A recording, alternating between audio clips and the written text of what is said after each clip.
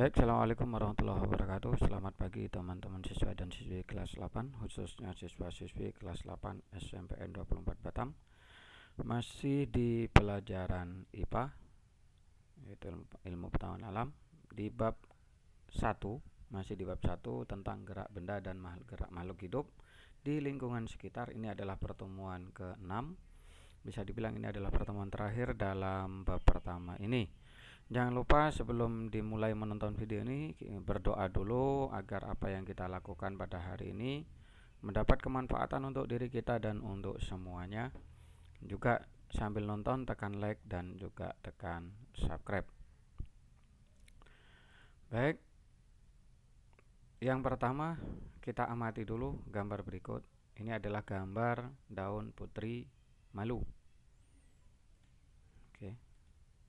Ketika daun putri malu kamu sentuh, apa yang terjadi? Maka atau disiram dengan air panas atau air dingin, apa yang terjadi? Begitu. Maka dapat kita simpulkan bahwa ketika tumbuhan putri malu itu kita sentuh, maka daunnya akan tertutup. Itu disebut dengan peka terhadap rangsang. Akan tetapi dari disentuh itu menunjukkan bahwa tumbuhan juga ternyata tumbuhan itu juga melakukan gerakan. Begitu ya. Jadi tumbuhan itu juga bisa melakukan gerakan. Maka kalau sebelumnya kita gerak benda, yang kita pelajari sistem gerak manusia, maka pada hari ini, pada pagi ini itu adalah sistem gerak pada tumbuhan. Sistem geraknya itu yang pertama ada gerak endonom, ada gerak higroskopis, ada gerak esionom. Gerak esionom itu dibagi menjadi 3, ada tropisme. Tropisme itu ada 5 bagian: fototropisme, geotropisme, hidrotropisme, tigmotropisme, kemotropisme. Yang kedua ada taksis, ada yang taksis itu fototaksis dan kemotaksis. Dan dari gerak esionom yang terakhir ada nasti. Nasti itu ada seismonasti, niktinasti, fotonasti, dan termonasti. Baik, kita pelajari apa sih gerak endonom, higrokopis, gerak esionom, tropisme, taksis, dan nasti itu. Baik, kita mulai yang pertama dari gerak endonom. Gerak endonom itu gerak yang terjadi secara spontan dan tidak diketahui penyebabnya atau tidak memerlukan rangsangan dari luar. Diduga rangsangan gerak endonom berasal dari dalam tubuh tumbuhan itu sendiri. Jadi kesimpulannya, gerak endonom itu gerak yang terjadi karena pengaruh dari tubuh atau bagian tubuh tumbuhan itu sendiri, bukan dari faktor luar. Itu endonom. Seperti apa? Seperti gerak rotasi sitoplasma. Ini contoh gerak endonom. Jadi gerak yang tidak ada pengaruh dari luar, tapi pengaruhnya dari tubuh tumbuhan itu sendiri. Baik, yang kedua itu ada gerak higroskopis. Apa sih gerak higroskopis? Itu gerak tumbuhan akibat perubahan kadar air. Gitu. Ini contohnya. Jadi karena perubahan dari kadar air atau kurangnya kadar air, maka dia memiliki gerak. Seperti contoh yang pertama ini ada kacang kedelai. Ada contoh buah polong atau kacang polong yang membuka. Jadi udah kering, kekurangan kadar air, dia akhirnya membuka kulitnya. Perhatikan gambar yang kedua. Gambar ini adalah kacang kedelai. Ketika kering dia akan membuka. Kayak kacang hijau itu juga sama. Jadi gerak tumbuhan itu disebut dengan gerak higroskopis, yaitu gerak tumbuhan akibat perubahan kadar air yang ada dalam tumbuhan itu sendiri. Yang ketiga ada gerak esionom. Apa sih gerak esionom itu? Gerak esionom itu gerak yang dipengaruhi oleh rangsangan dari luar tubuh tumbuhan itu sendiri. Berarti pengaruh rangsangan dari luar. Lah, gerak esionom itu ada 5 bagian tadi di konsep awal yang sudah saya sampaikan. Yang pertama itu ada tropisme. Esionom itu ada 3. Yang pertama tropisme itu dibagi menjadi 3 ya. Baik, yang dibagi 5. Yang pertama kita tropisme, fototropisme, yaitu gerak tumbuhan yang dipengaruhi oleh datangnya rangsangan dari luar. Kalau fototropisme itu rangsangan cahaya. Perhatikan gambarnya ini. Ini daun batang dari tumbuhan yang ada di gambar ini menuju ke arah datangnya cahaya. Lah, kalau gerak tumbuhan yang menuju ke arah datangnya rangsang itu disebut dengan fototropisme positif. Ini ada cahaya dari jendela atau dari jendela ini, daun dan batangnya menuju ke arah cahaya, itu namanya disebut dengan fototropisme positif. Lah umpamanya kok ada sinar cahaya kok daunnya menolak, artinya tidak mengarah ke daun cahaya, artinya bergeraknya menjauhi cahaya matahari, itu disebut dengan fototropisme negatif. Jadi ini adalah gerak esionom yang tipenya tipe tropisme. Pada yang pertama adalah fototropisme. Lah gerak yang esionom yang tipe tropisme yang kedua itu adalah gerak geotropisme, yaitu gerak akar bumi yang menuju pusat bumi yang dipengaruhi oleh gravitasi. Contohnya adalah perkembangan akar dari biji jagung ini. Ini dipengaruhi oleh gravitasi. Perhatikan tanda panahnya.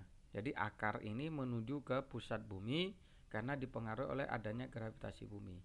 Sehingga akar semakin bergerak untuk menuju ke pusat gravitasi. Nah, ini disebut dengan geotropisme. Ini juga sama, kalau akarnya kok menjauh dari pusat gravitasi itu itu disebut dengan geotropisme negatif.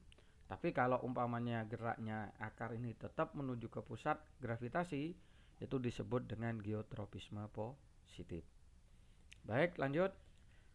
Yang berikutnya adalah hidrotropisme, yaitu gerak akar menuju tempat yang berair. Kalau tadi geotropisme itu geraknya akar karena ada gravitasi, tapi kalau hidrotropisme itu akar yang bergerak untuk mencari nutrisi atau air di dalam tanah. Itu disebut dengan gerak hidrotropisme. Baik, yang keempat tikmotropisme, itu gerak membelitnya ujung batang pada seluruh tanaman. Perhatikan contohnya. Ini seluruh tanaman yang melilit nih. Nah, ini daun tumbuhan sirih. Ini sirih merah dan sirih hijau. Nah, ini melilitnya ini atau membelitnya ujung batang pada seluruh tanaman, ini membelit ini. Ini disebut dengan gerak tikmotropisme. Ya, ini contoh tikmotropisme. Yang terakhir dari gerak tropisme itu ada kemotropisme, yaitu gerak yang dipengaruhi oleh zat kimia. Nih, perkembangan dari kecambah, perkecambahan dalam gambar ini dipengaruhi oleh kimia yang disebut dengan gerak tropisme, yaitu dalam bagiannya disebut dengan kemotropisme. Baik, gerak esionom yang kedua ada gerak taksis. Apa sih gerak taksis itu? Gerak pindah tempat seluruh tubuh bagian tumbuhan yang arahnya dipengaruhi sumber rangsangan. Contohnya yang pertama ada fototaksis. Contohnya nih, gerak pindah tempat organel kloroplas di dalam sel tumbuhan ketika disinari oleh matahari.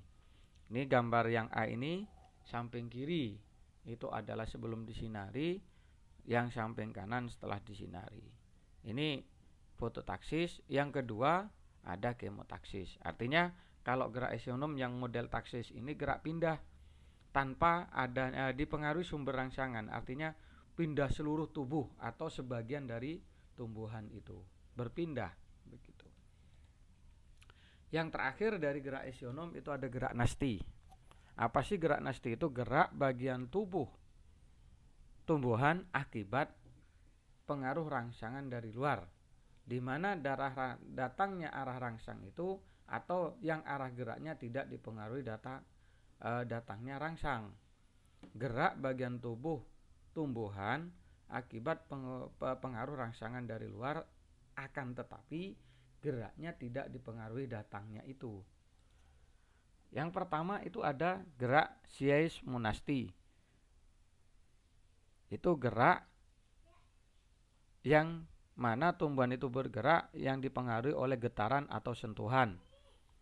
Yang kedua ada gerak niktinasti. Gerak niktinasti itu gerak yang daun tumbuhan adanya rangsangan berupa kondisi siang dan malam. Ini perhatikan, kalau jadi gerak nasti itu gerak yang dipengaruhi rangsang, tapi rangsangnya itu tidak bersentuhan, artinya bukan akibat dari rangsang itu. Kalau yang pertama seismonasti, itu biasanya di kayak tumbuhan putri malu, begitu. Itu kadang karena sentuhan dan karena getaran, begitu ya. Kalau niktinasti itu karena pengaruh gerak yang dipengaruhi pada tumbuhan itu dipengaruhi karena adanya siang dan malam. Kalau yang ketiga ada gerak fotonasti. Ini perhatikan, fotonasti itu adalah gerak yang gerak nasti pada tumbuhan yang disebabkan adanya rangsangan berupa cahaya. Ini seperti bunga pukul 4. Nah, disebut bunga pukul 4 ini jam 4 sore itu sudah mulai mekar, kadang begitu. Ini ya. Mekarnya bunga pukul 4 disebabkan oleh adanya rangsangan cahaya sore hari. Nah, itu karena pengaruh cahaya. Jadi tidak langsung bersentuhan dengan rangsangan itu gitu ya. Kalau gerak termonasti, gerak yaitu gerak nasti tumbuhan yang dipengaruhi oleh rangsangan yang berupa suhu. Ini biasanya tanaman yang ada di Eropa seperti bunga tulip. Itu tanaman yang ada di Eropa itu dipengaruhi oleh suhu. Baik teman-teman, kesimpulan dari yang kita pelajari pada hari ini bahwa gerak sistem gerak atau gerak pada tumbuhan itu berdasarkan penyebabnya dibagi menjadi 3 gerak: endonom, higroskopis, dan gerak esionom. Gerak endonom itu adalah gerak tumbuhan yang tidak memerlukan rangsang dari luar dan tidak tahu penyebab luarnya. Gerak higroskopis adalah gerak bagian tubuh tumbuhan karena pengaruh perubahan kadar air sehingga terjadi pengerutan yang tidak merata. Yang keempat ada esionom. Esionom itu gerak tumbuhan yang disebabkan oleh adanya rangsangan dari lingkungan sekitar. Esionom ada dibagi menjadi tropisme, yang di dalam tropisme ada geotropisme, hidrotropisme, tikmotropisme, fototropisme, dan kemotropisme. Ada taksis ada fototaksis dan kemotaksis, dan gerak nasti yang terdiri dari gerak niktinasti, fotonasti, seismonasti, termonasti, dan nasti kompleks. Nah, oleh karenanya ini adalah kesimpulan pada pertemuan terakhir di bab pertama itu tentang gerak pada tumbuhan. Untuk memahami daripada kegiatan ini, silakan kamu buat di tabel di bukumu seperti contoh ini. Terus perintahnya apa? Tugasnya amati tumbuhan yang ada di sekitar kamu, artinya sekitar lingkungan rumahmu atau lingkungan kampungmu. Itu kamu cari tumbuhan yang berbeda, minimal 5, maksimal 10. Saya ulangi, buat tabel di buku kalian, terus jalan di samping semak-semak tumbuhan itu, kamu cari tumbuhan minimal 5 tumbuhan yang berbeda atau 10. Terus apa tugasnya? Setelah kamu tulis tumbuhan apa yang kamu amati terjadinya jenis gerakan yang dilakukan tumbuhan itu gerakan apa. Nah itu harus ada bukti bahwa kamu melakukan penelitian, tidak asal ditulis. Itu tugasnya. Minimal 5 tumbuhan, maksimal 10. Mudah-mudahan pertemuan pada pertemuan yang ke-6 ini bermanfaat untuk saya sendiri dan untuk kita semuanya, bermanfaat untuk masyarakat kita. Saya akhiri, terima kasih dan assalamualaikum warahmatullahi wabarakatuh.